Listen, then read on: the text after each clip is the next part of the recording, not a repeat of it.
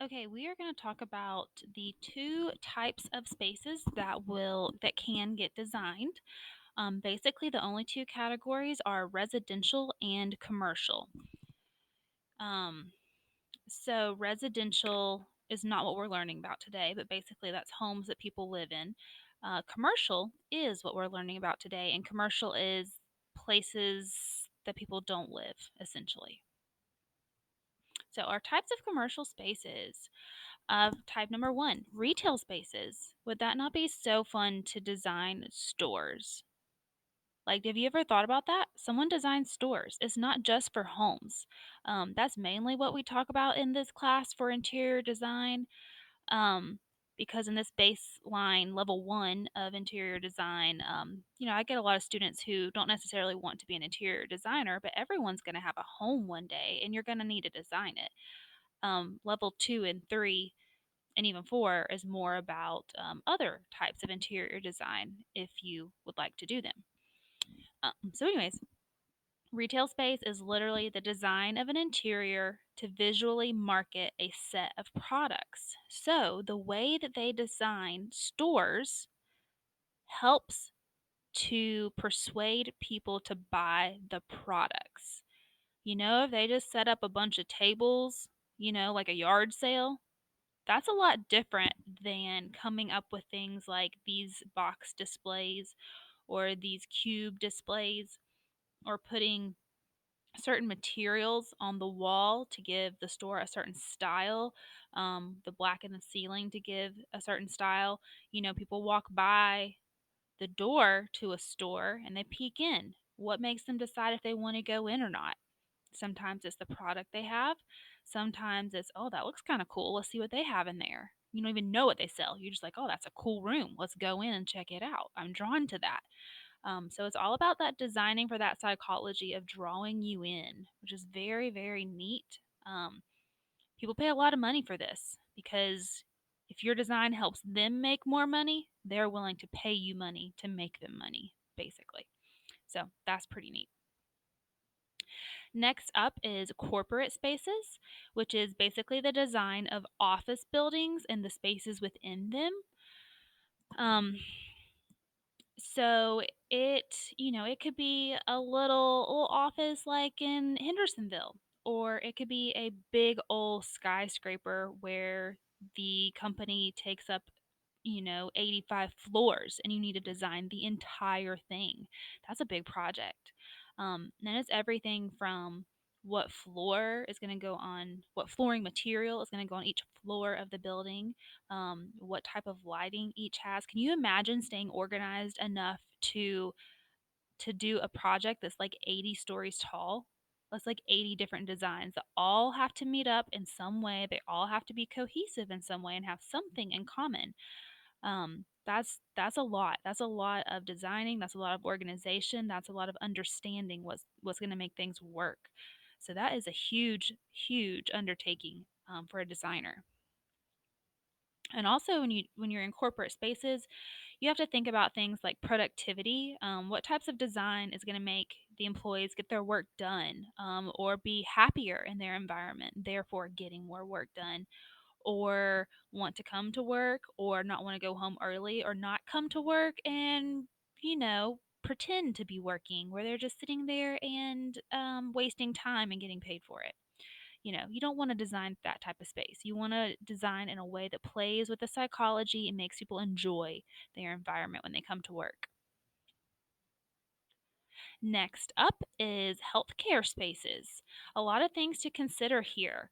Um, Healthcare spaces is the design of interiors that enhance the patient's journey from illness or injury back to improved health. So, things you would have to think about when you're designing a healthcare space is cleanliness, of course. You don't want to have all kinds of soft surfaces that can hold germs. You're going to need a bunch of hard surfaces that can be cleaned really often and will hold up to being cleaned really often. But at the same time, you can't make the environment feel really sterile, which means cold and uninviting, which a lot of hard materials do. So that's like a fine line that's hard to do is make it feel inviting but not make it feel cold, but be able to clean it. So that's complicated. So some ways you might could do that is to use calming or exciting colors, but do them on hard surfaces. Or like in this picture to the right, they've used some wood, which is a surface that you can clean. I think it's probably veneer, actually, not real wood. Um, but wood creates a sense of warmness in a room, which makes people feel more invited and not so sterile. But it's obviously lots of hard surfaces that they're going to be able to clean. Also, keeping them updated, not so out of date. You know, they've got these modern designs, flat screen TV, good patterns, flowers, just things to brighten it up. Windows are a great thing with a view. If you've ever been in any of the hospitals around here, we haven't done a very good job designing them in a way that makes them feel super inviting or not out of date. But at the same time, hospitals are very big. It's very expensive to redesign. So that's a tough one to design healthcare spaces, I think. I think last, let me check. Nope, not last. Oh, go back. Okay. Hospitality spaces. I think this would be the funnest job. Designing places to meet with others, relax, feel safe, purchase lodging or food. So this could be a variety of things. Um, it could be hotels, it could be spas, it could be restaurants, um, it could be Airbnbs, anything, a water park, things like that.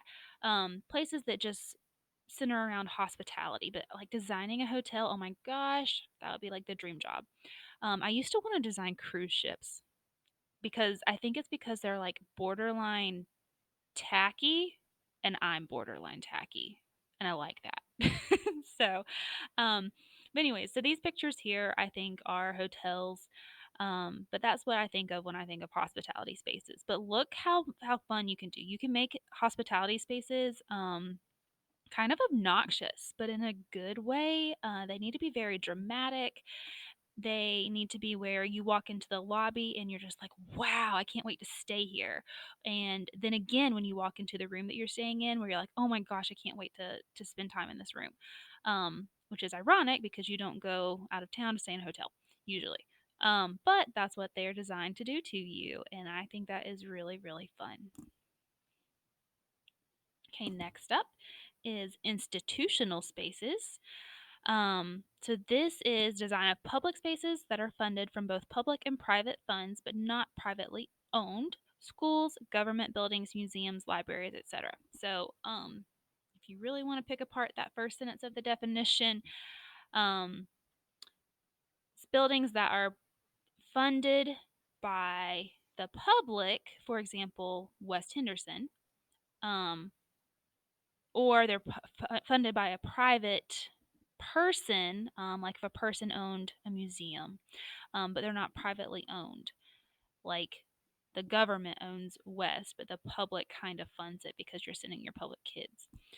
So examples, this is what the part you actually need to know. Schools, government buildings like a post office or a courthouse, DMV, museums, whether it's like art or science or anything, libraries, things like that, that, there's not a business being run out of them. It's not any of the other things we talked about. There's no business, there's no hospitality, there's no healthcare, there's no corporate, it's other things, but mainly schools and government buildings.